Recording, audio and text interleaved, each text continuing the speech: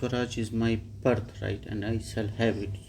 स्वराज मेरा जन्म सिद्ध अधिकार है और मैं उसे लेके रहूँगा, बाल गंगाधर तिलक जी ने कहा था। ठीक। बाल गंगाधर तिलक, बिपिन चंद्रपाल, मेंबर ऑफ लाल बाल पाल, अरविंद घोष जी रेवोल्यूशनरी नेशनलिस्ट थे, फिलोसफर, योगी और गुरु थे।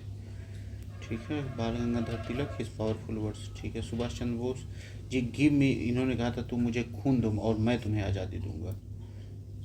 Swaraj is my birth right and I will have it, तो ये किसने कहा था? बाल गंगाधर तिलक जी ने।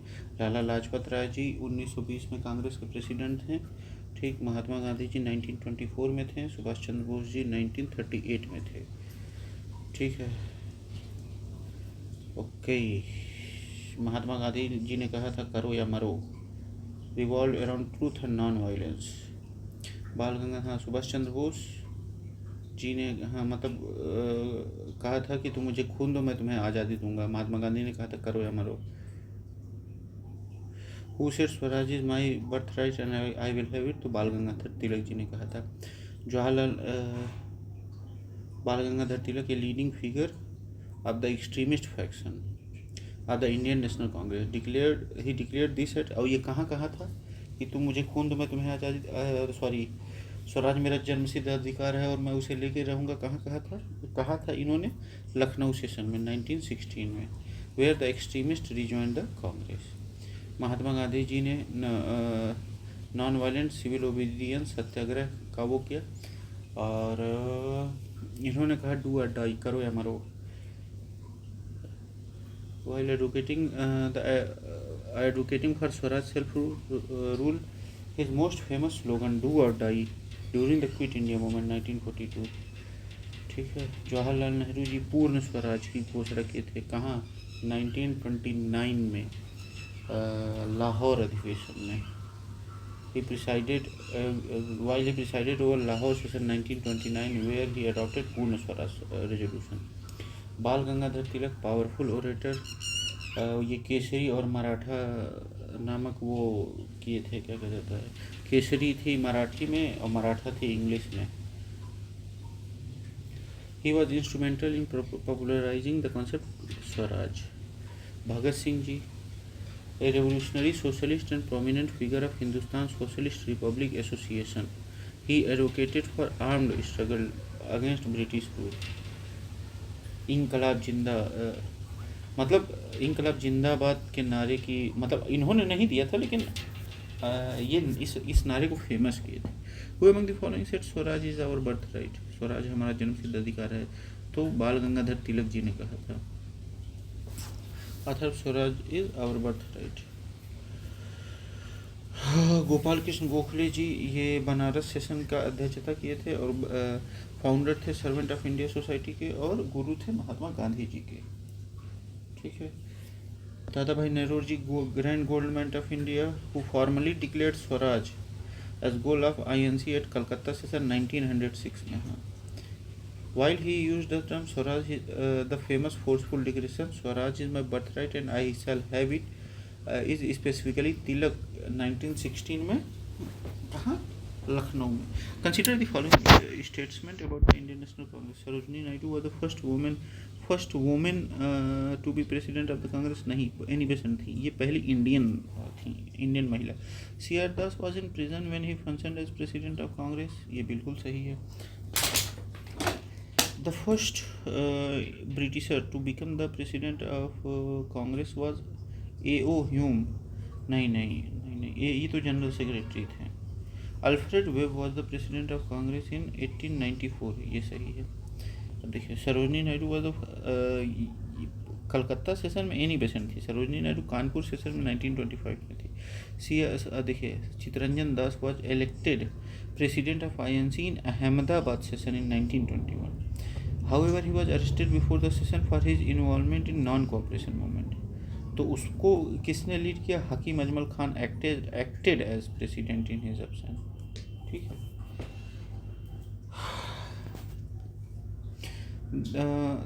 A.V. Hume was founder and first general secretary of ANC, but he was never elected as its president. The first president European was George Uleh, Allahabad session 1888 में। Alfred Webb was the president of Congress in 1894, सही है। An Irish member of parliament presided over Madras session in 1894, सही है। Who said Congress movement was neither inspired by the people nor devised or planned by them? ये लाला लाजपत राय जी ने कहा था। This critical view of Congress is stating that Congress movement was neither inspired by the people nor devised or planned by them was famously expressed by Lala Lajpat Rai. He presented this viewpoint in his book Young India. लाला लाजपत राय ने Young India लिखा। He, as an extremist leader, initially subscribed the safety valve theory. सबसे पहले उन्होंने कहा कि ये safety valve theory जो Lord Dufferin का है मामला और इनका ए ह्यूम का, वो सही है, and criticise the moderate approach of early Congress for its elitist characteristic and lack of mass base. However he later became a prominent leader of the Congress and its special session president. कब? 1920 में। Lord Dufferin ये microscopic minority की बात करते हैं। Sir Syed Ahmad ये मतलब ये कांग्रेस के विरोध में थे, ठीक है, और इन्होंने राजा बनारस के राजा के साथ मिलकर इंडियन पेट्रियोटिक एसोसिएशन बनाया कांग्रेस के खिलाफ। लॉर्ड कर्जन इन्होंने कहा कि कांग्रेस गिर रही है और उसे मैं शांति से मार दूंगा। लाला लाजपत राय जी ने ये कहा था। Indian National Congress was founded on the basis of safety wall theory to protect the British government from threats. ये कहा था लाला लाजपत राय जी ने, ठीक है। Safety valve theory which posits that Indian National Congress was founded by A.O. Hume with Lord Dufferin's encouragement to channel growing discontent and protect the British government from potential uprising was prominently propagated by Lala Lajpat Rai in his book Young India. Young India में इन्होंने इसका खुलासा किया। सी राजगोपालाचारी जी, ये prominent Congress leader, the last governor general of India and later founder of Swatantra Party, Swatantra Party का इन्होंने स्थापना की। While significant figure in nationalist politics, he is not associated with proposing safety valve theory. Lala Lajpat Rai Young India में इन्होंने लिखा, arguing that INC was a brainchild of Dufferin and a safety valve to protect British government, सही है। Bipin Chandra Pal, a leading extremist leader part of Lal Bal trio, इन्होंने भी मतलब ये बोला कि while sharing similar radical views with Tilak and Lajpat Rai, ठीक है। The Congress is faltering to its fall and one of my greatest ambition while in India is to assist it to a peaceful demise, तो ये कहा था Lord Curzon ने। This declaration expressing a strong desire to see the end of INC was made by Lord Curzon, the Viceroy of India in 1899 to 1905. His policies were characterized by strong imperialism and disdain of Indian political aspiration. George Hamilton, ये secretary of state थे जब Lord Curzon viceroy थे। Lord Curzon ये हाँ यही थे। University act लाए 1904 में और पार्टीशन ऑफ बंगाल किए 1905 में। Lord Dufferin viceroy during INC founding 1885 में से जब इंडियन नेशनल कांग्रेस का फाउंड हुआ तब ये वो हुआ।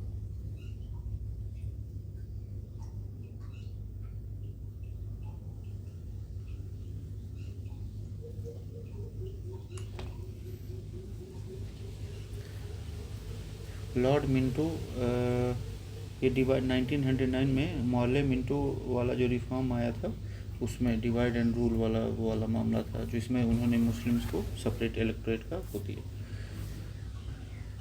While delivering the presidential address, the Congress president who advocated the introduction of Roman script for Hindi language was Subhash Chandra Bose ने कहा था। In his presidential address at the Haripura session in 1938, Subhash Chandra Bose advocated introduction of Roman script for Hindi language. He believed it would facilitate easier learning and wider acceptance of the language, particularly for non-Hindi speakers. Mahatma Gandhi ji, a strong proponent of Hindustani, a blend of Hindi and Urdu as national language, written in both Devanagari and Urdu script. He opposed the exclusive use of Devanagari for Hindi. मतलब वो नहीं चाहते थे कि सिर्फ Devanagari script का ही वो हो, वो उर्दू को भी चाहते थे।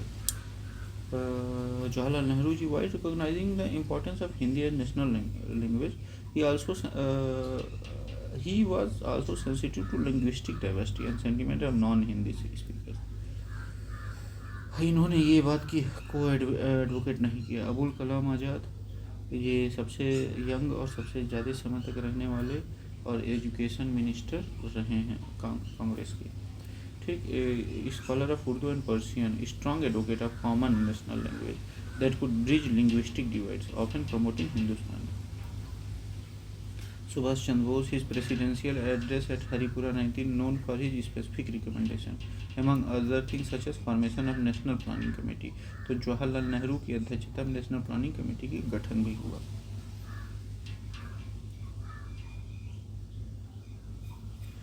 Who among the following suggested the winding up of the Indian National Congress after India attained independence? तो महात्मा गांधी जी ने कहा कि अब समय आ गया है कि अब मामला ख़त्म किया जाए इंडियन नेशनल कांग्रेस का। Mahatma Gandhi just before India gained independence in 1947 suggested that the Indian National Congress having achieved its objective of independence should be disbanded and transform itself into a Lok Sevak Sangh, organisation of service of the people dedicated to social and economic reconstruction. He believe that INC as a political fighting organisation had served its purpose. सही है। राजगोपालाचारी जी ये prominent Congress leader थे और ये last Indian governor general थे, पहले भी थे लास्ट भी समझ लीजिए, और आगे चल के इन्होंने स्वतंत्रता पार्टी बनाई। आचार्य कृपलानी, JP कृपलानी, ये जब आज़ाद हुआ उस समय कांग्रेस के अध्यक्ष थे। He continue to be significant political figure post independence. Mahatma Gandhi ji, हाँ, his vision for post-independence India was focused on Gram Swaraj, village self-rule, and socio-economic upliftment through non-political means. He believed that the INC, by becoming a political party, might succumb to power politics and lose its moral authority. His suggestion was rooted in his deep commitment to moral governance and selfless service. Jayaprakash Narayan ji, इन्होंने भी पार्टीलेस उसकी वकालत की थी। A prominent socialist leader and freedom fighter, total revolution in 1970s. While critical to political parties in his later life, advocating for party-less democracy. His view came much later after the Congress had already transferred into a political party. Who of the following were elected to collaborate with Mahatma Gandhi, who was to author the new constitution of the Congress as per the resolution of Indian National Congress at Amritsar session 1919? तो किसको इन्होंने कहा कि वो करने के लिए? NC Kelkar और IB सेन को। Amritsar session of the Indian National Congress in 1990 was presided by Motilal Nehru. A resolution was passed to adopt a new constitution for Congress. Mahatma Gandhi was tasked with drafting this constitution and he was assisted by a committee. According to historical record, NC Kelkar और IB Sen were initially chosen to collaborate with Gandhi on this task। मतलब इस task में केलकर और Sen, NC Kelkar और IB Sen ने मदद करने का वो किया महात्मा गांधी जी का। However, they were later replaced due to being overloaded with work, and Gandhi essentially drafted the constitution himself, which was adopted in Nagpur session in 1920. बाल गंगाधर तिलक prominent leader थे। He passed away in August 1920। बाल गंगाधर तिलक जी। लाला लाजपत राय जी 1928 में। Shortly after the constitution was adopted, his focus was more on mass mobilization and asserting Swaraj rather than internal constitutional reform. NC Kelkar, Narsimha Chintaman Kelkar was prominent lawyer, journalist and close to associate of Tilak. He was initially part of the committee. C.R. Das, leading figure of Congress who presided over Gaya session in 1922 and was instrumental in forming Swaraj Party. He was nominated as president for 1921 Ahmedabad session but was in prison. While highly influential, he was not part of his specific constitution. IB Sen, Indu Bhushan Sen, a lawyer from Calcutta. One Governor General took part in one of the Congress session. Identify the Governor General and place where the session was held. Lord Irwin ने नहीं, Lord Wellington ने, हाँ ये किए थे, ठीक है। Lord Wellington participated in the session of Congress that was held in Bombay in 1915. It is notable that he was not the Governor General of India at the time of the session. His tenure was, अच्छा ये उस समय governor नहीं थे. His tenure was from 1931 to 36 as a Governor General and Viceroy. This confirmed that Lord Wellington, though he later became Viceroy 1931 to 36, was the governor of Bombay in 1915 and when the Congress session was held there. While he did not preside over it as a governor general, he participated in a session as a governor of the province where it was held. The 1915 Bombay session was presided over by S.P. Sinha. सही है.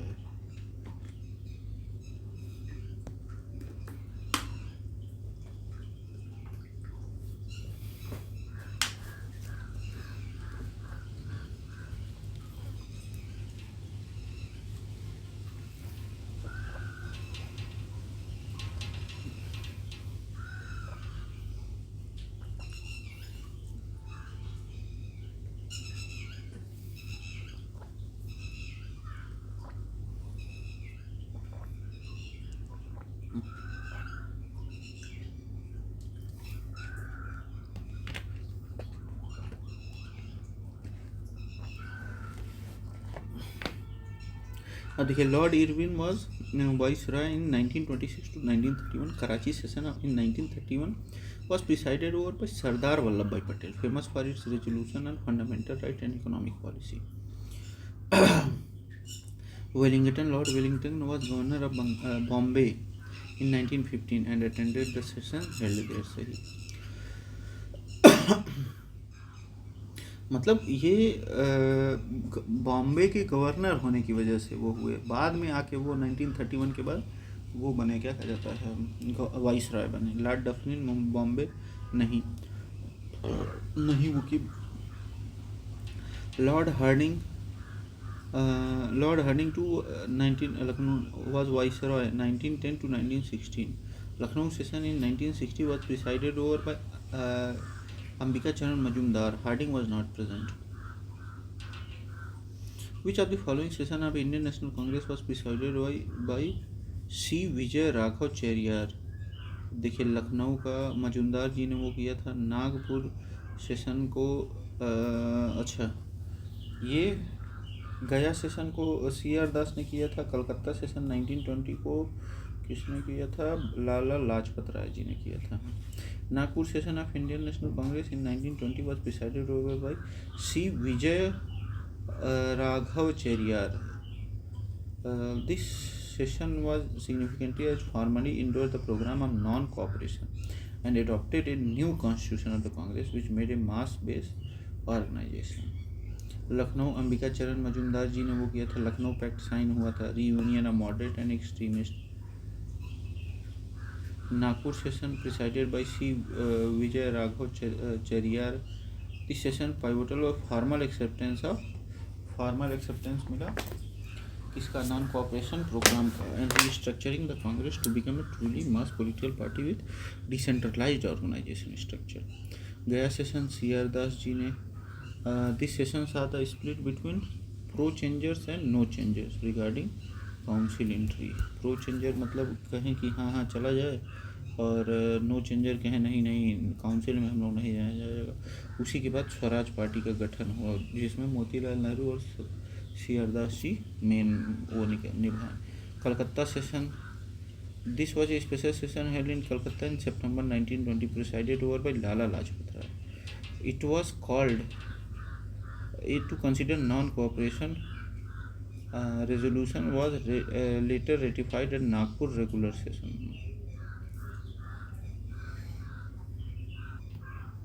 Among the following, who established All India Harijan Sevak Sangh? महात्मा गांधी जी ने. The All India Harijan Sevak Sangh was established by Mahatma Gandhi in 1932 following the Pune Pact. 1932. Its primary aim was to eradicate untouchability and work for the upliftment of Harijans, a term coined by Gandhi meaning children of God for Dalits. Gandhi undertook several initiatives, including fast and nationwide tour to promote cause of Harijan and challenge the deeply entrenched caste system. सही है। बाल गंगाधर अच्छा गोपाल कृष्ण गोखले जी 1866 to 1915 ये महात्मा गांधी जी के गुरु माने जाते हैं और इन्होंने सर्वेंट ऑफ इंडिया सोसाइटी की स्थापना की इन 1905 एन ऑर्गेनाइजेशन। अच्छा चलिए,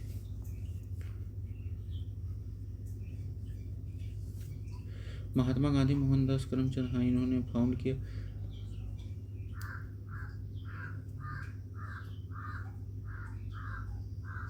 अब देखिए, he establish the All India Harijan Sevak Sangh in 1932 shortly after the Poona pact. B R Ambedkar ji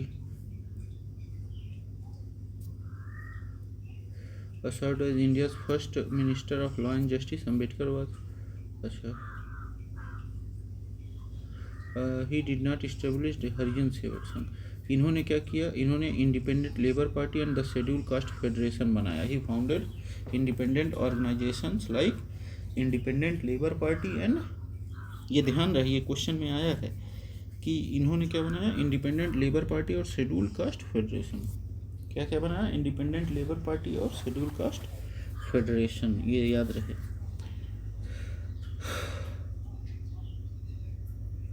independent labour party and schedule caste federation doctor Saheb Ambedkar ji ने बनाया। Given below is a list of person who became president of Indian National Congress. Arrange them in chronological order. अच्छा, सरोजिनी नायडू जी बनी 1925 में, महात्मा गांधी जी 1924 में बने, वल्लभ भाई पटेल जी 1931 में बने। तो देखते हैं, हाँ बेलगांव सेशन 1924 में बने, सरोजिनी नायडू जी 24, कानपुर सेशन 25 में, जवाहरलाल नेहरू जी 1929 में, फेमस फॉर डिमांड ऑफ पूर्ण स्वराज और कंप्लीट इंडिपेंडेंस। फिर आगे जाके लखनऊ 1936 और फैजपुर 1937 में भी बने। ठीक है, वल्लभ भाई पटेल जी 1931 famous for his resolution of fundamental right and economic policy. सही है, तो पहले महात्मा गांधी, सरोजिनी नायडू, जवाहरलाल नेहरू, वल्लभ भाई पटेल। ठीक है,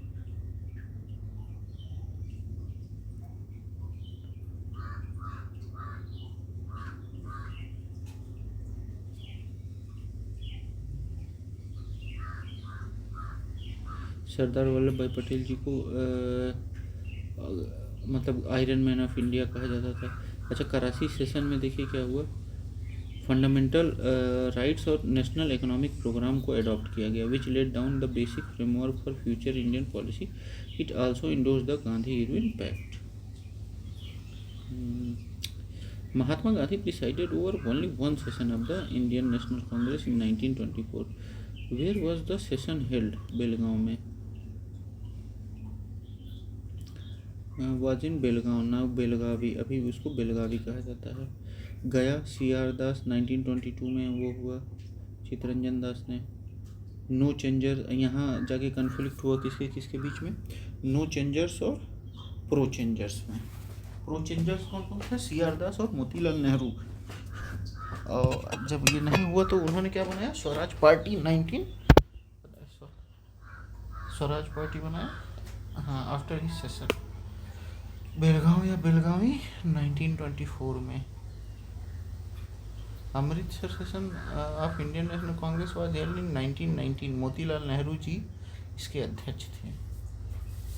इसी के बाद क्या हुआ, this session took place shortly after the, अच्छा ये जलियांवाला बाग के कांड के बाद हुआ था, horrific Jallianwala Bagh massacre. It condemned the massacre and demanded justice. Is also saw the adaptation of Montague Chelmsford reforms 1990, which introduced diarchy in the provinces, though with significant reservation by Congress. Kanpur 1925 में हुआ। सरोजिनी नायडू जी पहली भारतीय महिला कांग्रेस अध्यक्ष बनी। Mahatma Gandhi presided over which of the Indian Congress 1924 वाले बेलगांव वाले में। 1922 में गया में हुआ, CR दास जी हुए। 1928 में Kolkata session presided bye Motilal Nehru. This session was notable for adoption of Nehru Report, which proposed a Dominion status for India. The younger leadership led by Jawaharlal Nehru and Subhash Chandra Bose pushed for complete independence. 1929 में जब लाहौर में हुआ अधिवेशन, इसके बाद तब वहाँ मामला बना. 1930 Congress did not hold a formal session in 1930. 1930 में नहीं हुआ था. A civil disobedience movement was in full swing and many leaders were imprisoned. The Lahore session of 1929 under Jawaharlal Nehru declared पूर्ण स्वराज और 26 जनवरी 1930 को सेलिब्रेटेड इंडिपेंडेंस डे. ठीक है, यानी कि 1930 में कांग्रेस का कोई सेशन नहीं हुआ था. अब हमें मैच करना है प्रेसिडेंट और places where meetings of Indian National Congress was held. Abul Kalam Azad, Sarojini Naidu ji Kanpur 1925, Motilal Nehru ji Amritsar 1919, Abul Kalam Azad ji Ramgarh 1940, doctor Rajendra Prasad ji Bombay 1934 में. Abul Kalam Azad presided over Ramgarh session in 1940. He was also the youngest president of INC and served for the longest continuous period 1940 to 46 due to Quit India movement and subsequent arrest. So if Sarojini Naidu ji Kanpur 1925, Motilal Nehru ji Amritsar 1919.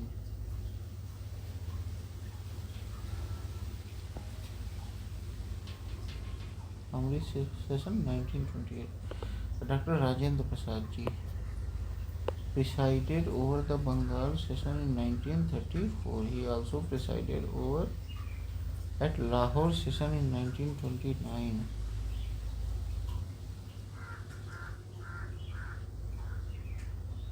After the resignation of Jawaharlal Nehru, though Nehru was elected for Lahore session, and later the Meerut session in 1946, when J.B. Kripalani resigned and Rajendra Prasad took over the crucial post-independence period.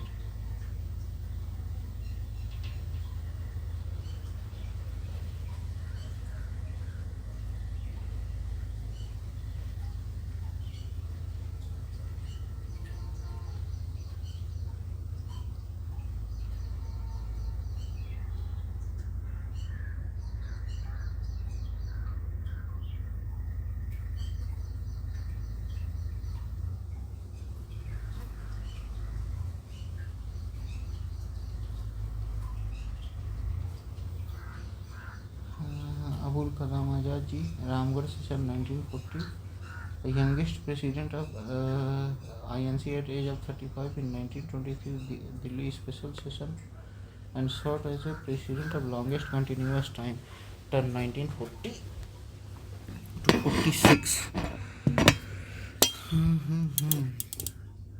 Due to the outbreak of World War II and Quit India movement, which prevented regular sessions, the prominent Sarojini Naidu ji Kanpur session में 1925, first Indian women president of INC. Motilal Nehru ji Amritsar में preside किया 1990 में, Calcutta session 1928 में. The prominent lawyer and nationalist leader, he was the father of Jawaharlal Nehru. He founded Swaraj Party with Sri C.R. Das.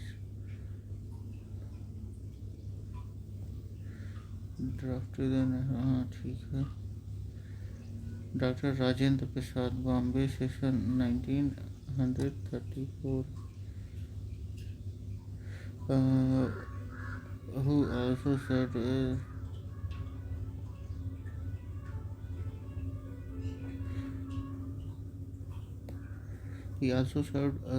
Bombay also served as president of Indian Constitution Assembly and became the first president of India second 1946 following the resignation of.